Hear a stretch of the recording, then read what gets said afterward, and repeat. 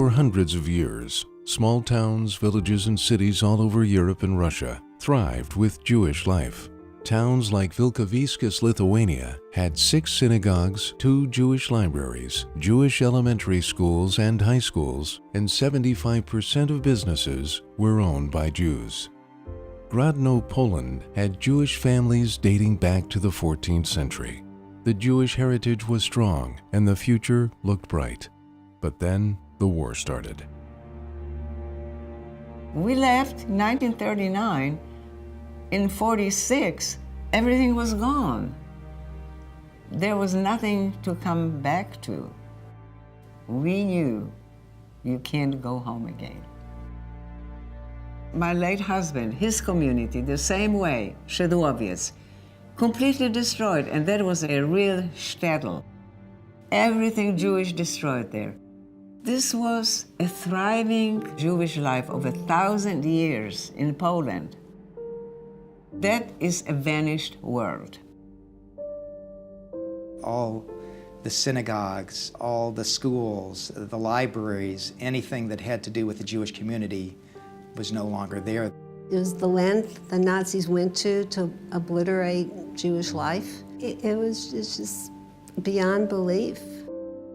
Families were dispersed, towns were turned to rubble, and over 20,000 Jewish communities were completely destroyed and forgotten. At Holocaust Museum Houston, the Destroyed Communities Memorial honors our local survivors and keeps the memory of these communities alive forever.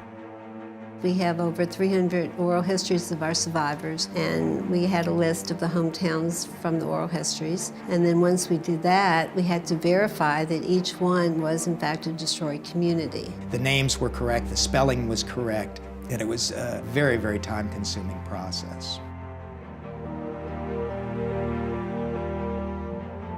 If you look at the slope, the names are very clear down below, and you keep looking up, and they kind of fade away into the clear skies above, into the heavens, and it's very powerful when you see the names, and I think it's sending a strong message to our visitors that we can't let this happen again.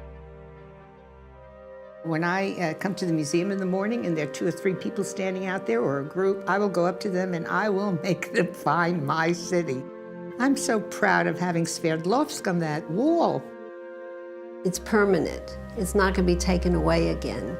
And I think that's what we want to show, that even though the communities were destroyed, that we're not going to forget them, and it's written in stone. At Jewish cemeteries, it's customary to leave a stone on the monument just to show that you were there, that you remember.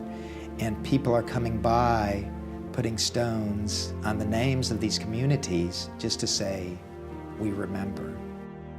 When you think of 6 million Jews, they came from somewhere. They went to bed somewhere. They were born somewhere. They got married somewhere. And these communities are destroyed. And every one of these communities has its own special story.